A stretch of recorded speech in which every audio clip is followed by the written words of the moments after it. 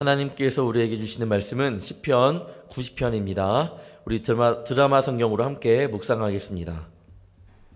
제90편 하나님의 사람 모세의 기도.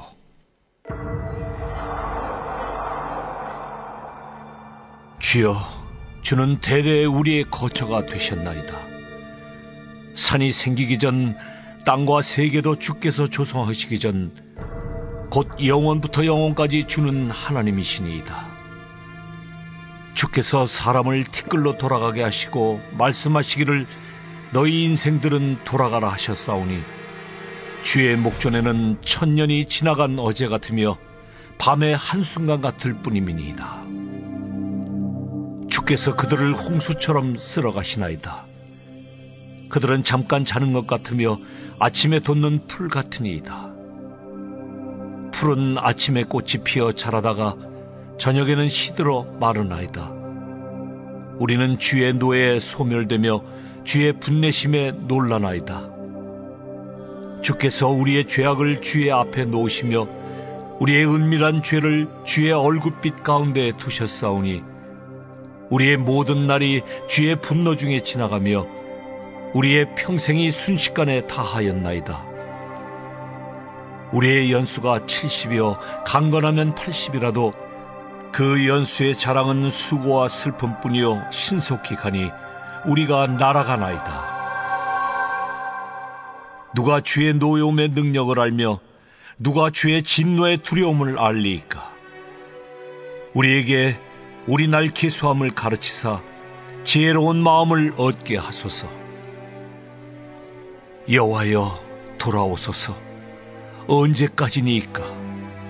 주의 종들을 불쌍히 여기소서. 아침에 주의 인자하심이 우리를 만족하게 하사 우리를 일생 동안 즐겁고 기쁘게 하소서. 우리를 괴롭게 하신 날수대로와 우리가 화를 당한 연수대로 우리를 기쁘게 하소서.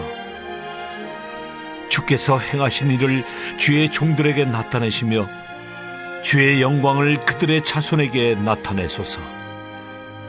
주 우리 하나님의 은총을 우리에게 내리게 하사 우리의 손이 행한 일을 우리에게 견고하게 하소서. 우리의 손이 행한 일을 견고하게 하소서. 아멘. 오늘도 주의 성전에 나온 우리 성도님들을 환영하고 싶습니다. 오늘 앞에 좀 화려하죠. 오늘 어린이집에 졸업식과 오리엔테이션이 있어서 이렇게 예쁘게 어제 꾸며놨는데, 네, 오늘 저도 왔는데 기분이 좋더라고요. 저를 기쁘게 반겨주는 것 같아갖고. 벌써 2회입니다. 우리 졸업식. 우리 성도님들도 사랑하는 우리 아이들이 졸업하는 데 있어서 참 하나님의 사람으로 자라날 수 있도록 좀 많이 기도해 주시고 우리 어린이집 많이 응원해 주시면 감사하겠습니다. 오늘의 시편은 오늘 시편 90편은 이 시편을 5권으로 나눌 때에 제4권의 첫 번째 시에 해당됩니다. 또한 시편 90편의 표제어는 하나님의 사람 모세의 기도인데 이는 비탄에 잠긴 민족의 현실과 관련되어 있음을 암시하고 있습니다. 우리 성도님들은 모세하면 떠오르는 것이 무엇이 있으신가요? 모세 참 많은 것을 경험한 사람인데 그 중에 출애굽이 먼저 떠오르실 겁니다. 모세는 이스라엘 백성의 출애굽 현장의 산 증인입니다. 또는 하나님의 인도하심 속에 광야 시대를 살아가던 이스라엘 백성들의 반복되는 반역의 현장을 목격한 사람이기도 합니다. 그 안에서 또한 이스라엘 백성들을 사랑하셔서 그들의 용서하심을 본 사람이기도 합니다. 또 그뿐인가요? 하나님께서 약속하신 그 가나안 땅에 열심히 들어가고자 이렇게 하나님 말씀에 순종했는데 또 들어가지 못했던 그런 사람이기도 합니다. 그랬던 모세가 그렇게 경험 많은 모세가 오늘 하나님께 드리는 기도는 어떤 기도인가요? 시편 90편의 내용은요 참 논리적인 것 같습니다. 왜냐하면 1절과 2절에서는 주는 우리의 거처가 되시고 영원부터 영원까지 주는 하나님이시다라고 합니다.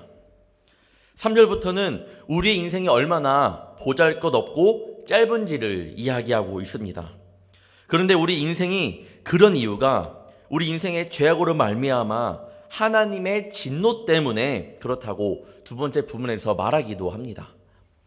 그리고 결론이 그런 우리를 회복시켜 달라는 기도를 드립니다. 그러니까 시편 90편의 기자의 기도는 아주 분명한 그런 신앙적인 논리에 입각해서 진행이 되고 있음을 볼 수 있습니다. 결국 말씀을 통해 모세는 사람들의 짧은 생각과 하나님의 영원하고 무한한 본성을 대조해 보여줍니다. 이는 유한한 인간 세계의 그런 가치와 무한한 하나님 나라의 가치를 견주는 것이기도 합니다. 나에게는 하나님은 어떤 분이신가? 우리의 일거수일투족을 알고 이끄시는 전지전능한 분이신지, 단지 내가 믿고 의지하는 신인지 말씀을 통해 한번 하나님의 위대함을 찬양하는 시간이 되기를 축원합니다. 1절을 보면요, 주여 주는 대대에 우리의 거처가 되셨나이다 라고 말하고 있습니다. 모세의 기도의 첫 번째 내용은 하나님은 우리의 거처시다 라는 고백입니다. 모세가 하나님의 말씀에 순종한 후에 삶은 광야 생활이었습니다. 그의 거처라고는 그 넓은 광야밖에 없었습니다. 하나님의 말씀에 순종했는데 그는 광야에서 생을 마감했죠. 하지만 이는 세상의 관점이었지, 사실 그 모세가 그 힘든 광야 생활을 버틸 수 있었던 이유는 하나님만이 진짜 자신과 이스라엘 백성들의 거처가 되었기 때문이었습니다. 신명기 32장 10절에서 12절을 보면 모세의 노래가 나오는데 여기에서 모세가 이렇게 노래하고 있습니다. 제가 봉독해 드리겠습니다. 여호와께서 그를 황무지에서 짐승이 부르짖는 광야에서 만나시고 호위하시며 보호하시며 자기의 눈동자같이 지키셨도다.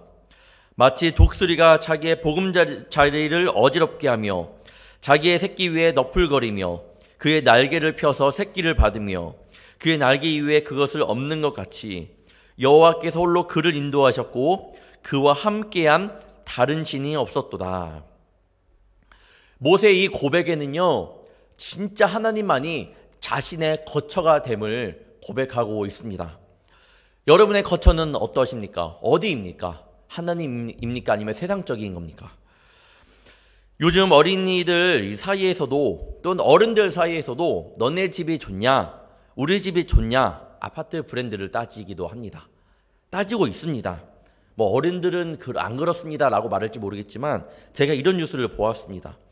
이 같은 아파트여도 LH로 당첨이 되어서 들어간 아파트랑 그냥 매매로 해서 들어간 아파트랑 이 분리를 해놓은 겁니다.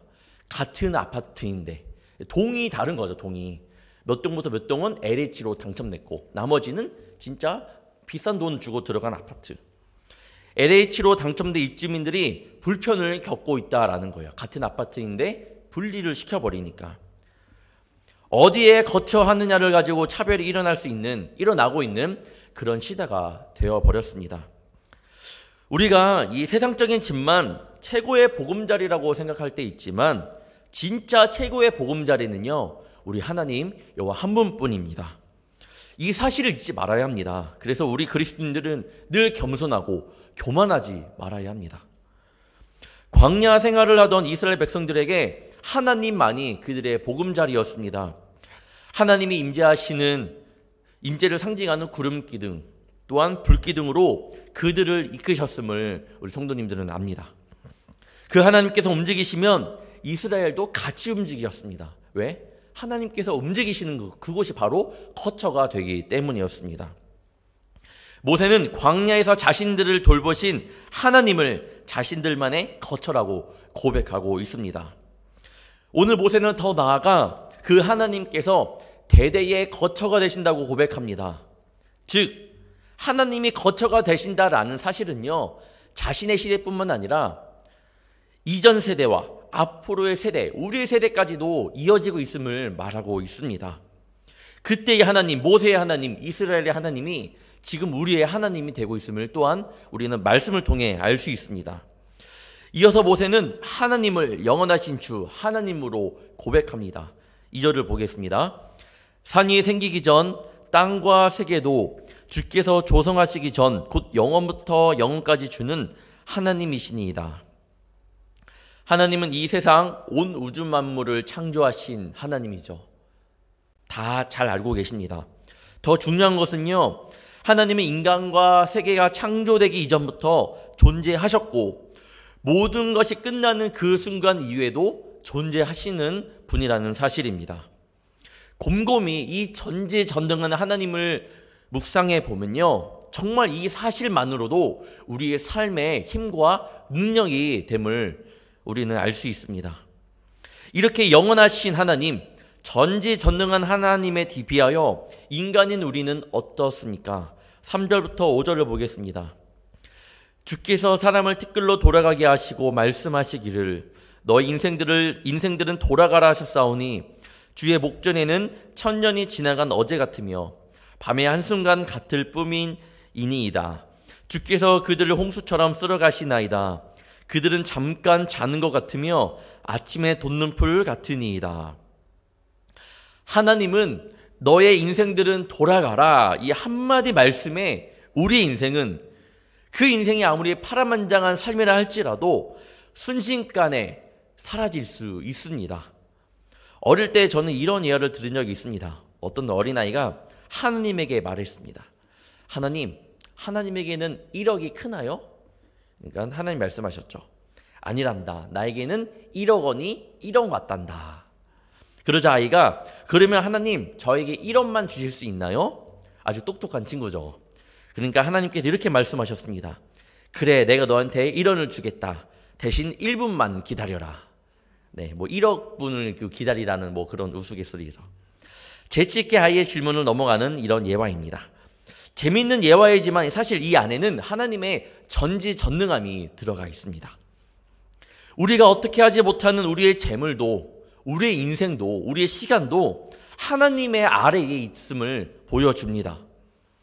우리는 정말 주님이 돌아가라, 너의 인생에 돌아가라 라고 하는 순간 흙으로 지어진 우리 육신은 흙으로 돌아가고 우리의 영혼은 우리의 영원한 거처 되시는 하나님께로 돌아갈 수밖에 없는 그런 존재입니다.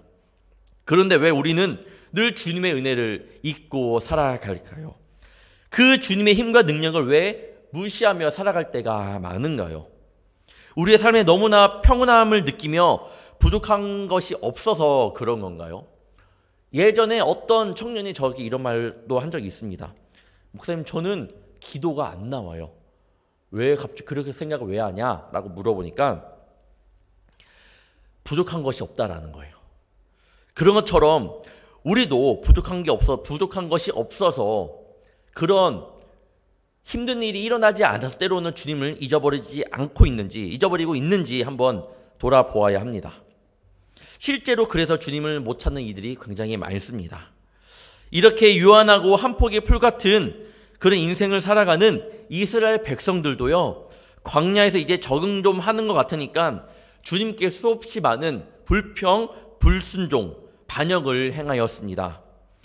이어지는 7절과 11절에서는요, 영원하신 하나님 앞에서 너무나도 연약한 유한한 존재인 이스라엘 백성들이 얼마나 주님의 마음을 아프게 했는지 그것을 회상하며 주님의 진노와 책망하심 속에 살아가던 그때를 돌아보며 드리는 기도입니다. 7절부터 11절까지 한번 보도록 하겠습니다. 우리는 주의 노에 소멸되며 주의 분내심에 놀라나이다.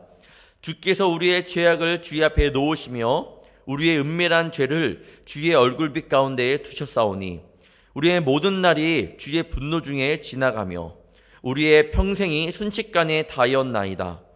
우리의 연수가 70이요 강건하면 80이라도 그 연수의 자랑은 수고와 슬픔뿐이요 신속히 가니 우리가 날아가나이다. 누가 주의 노여움의 능력을 알며 누가 주의 진노의 두려움을 알리까? 광야 생활에서 모세가 제일 힘들었던 부분이 무엇이었을까요? 자신의 환경의 그런 처지가 아닌 9절을 다시 보면 우리의 모든 날이 주의 분노 중에 지나가며 우리의 평생이 순식간에 다하였나이다.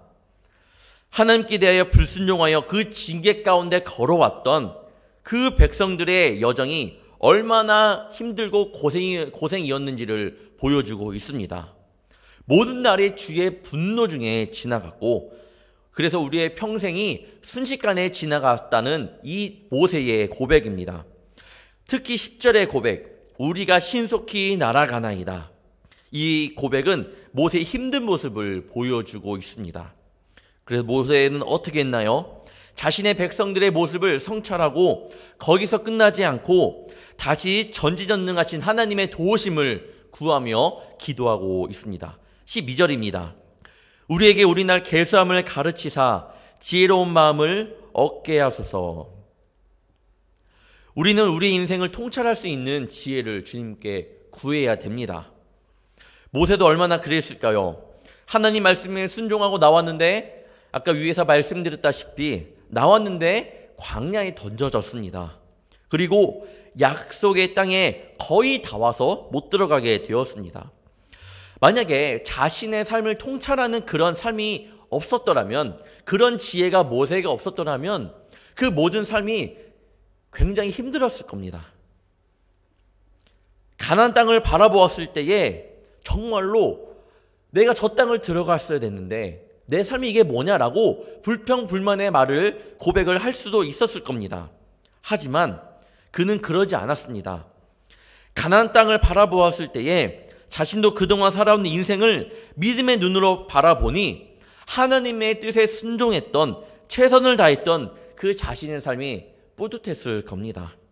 이것마저도 하나님의 은혜에 감사함을 느꼈을 겁니다. 우리 인생을 돌아볼 수 있는 우리는 지혜의 눈을 가져야 합니다. 믿음의 눈이 반드시 있어야 합니다. 그럴 때 고백하게 될 거예요. 이 모든 것이 하나님의 은혜였구나. 그런 축복이 저와 여러분에게 있기를 간절히 축원합니다. 13절 이하에서도 모세의 간구 기도는 계속됩니다.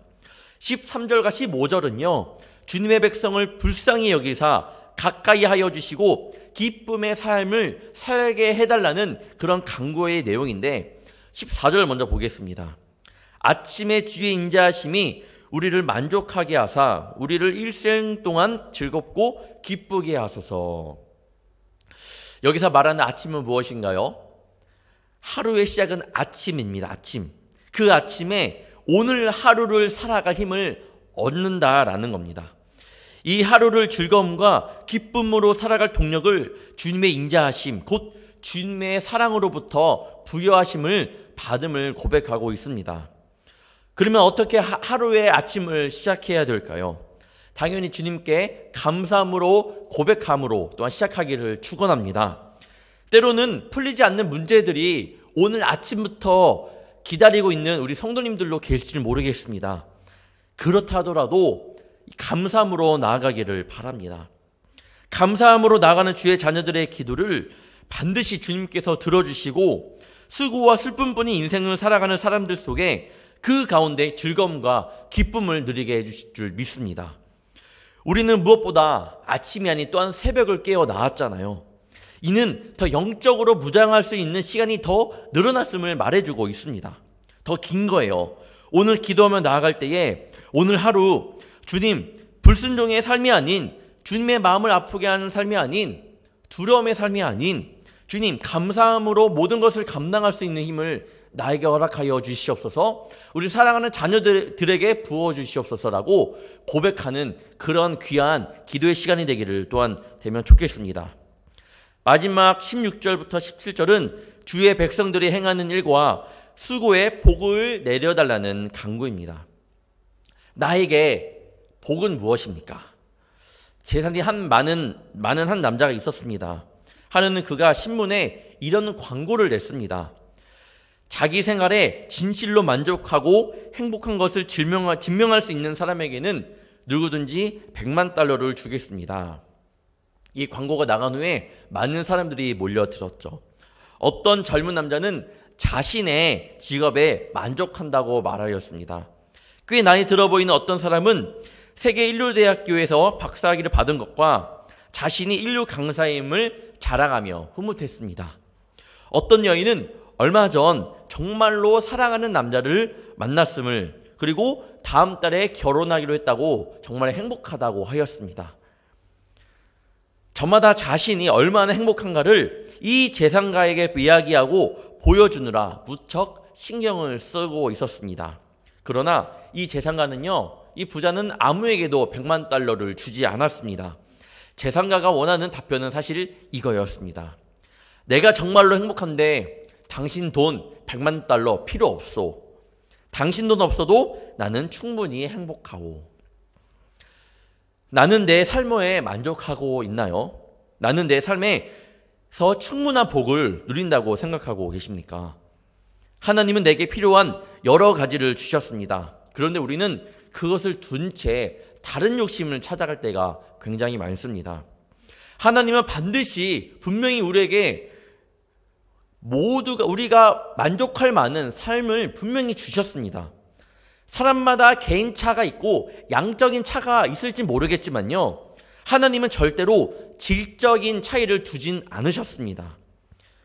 이것이 하나님의 방법입니다. 그래서 어느 누구도 하나님께 불평불만할 수 없습니다. 아까 우리 성도님들에게 여쭤봤죠. 나에게 무엇이 복인가요? 하나님과 함께함이 바로 복인 줄 믿습니다. 오늘 모세의 기도가 무엇입니까? 그동안 불만의 소리를 내었으며 우상을 섬겼던 우리를 주님 불쌍히 여겨주시고 주님 안에서 기쁨의 삶을 해달라는 것 아닌가요? 오늘 모세의 기도를 통해 무엇을 느끼시나요? 오늘 모세의 기도가 다시 한번 나의 기도가 되기를 축원합니다.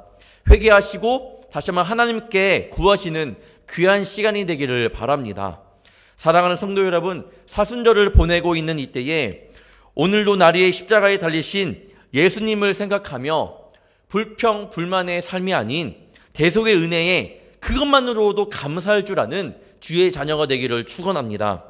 오늘 기도할 때에 반드시 성령님께서 우리 마음 가운데 함께 하심을 믿으시고 그 예수님 한 분만을 붙들고 오늘 하루 승리하시기를 다시 한번 주님의 이름으로 축원합니다. 기도하시겠습니다.